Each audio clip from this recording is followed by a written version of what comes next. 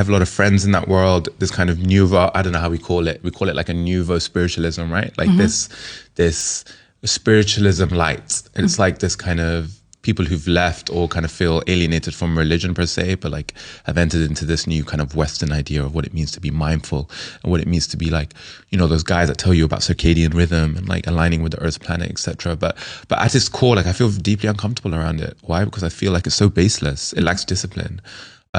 It's all about the self ultimately. Why? Because the religion of the West has been capitalism for the last X amount of years.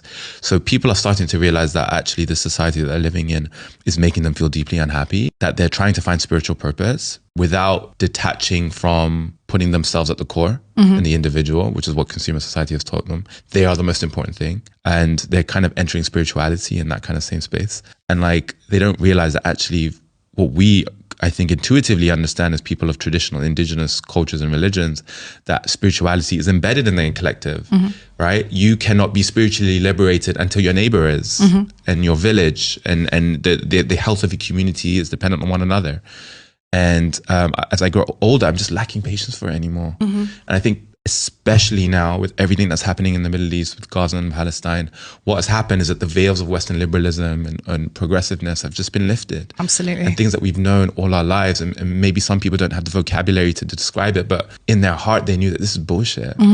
Like, and I'm kind of loving that at one level, but it's cost too many lives at the same time. Unfortunately, yeah. And like, what I'm excited about is young Arabs, Asians, Africans, South Americans, indigenous people around the world starting to realize the power in who they are, in their culture, in their heritage, in the traditions, and taking that modern sensibility of making it relevant and cool for young people to be part of, the essence of it, but understanding its worth. And I think that's a very exciting place where we're like, all right, fuck the West. Yeah.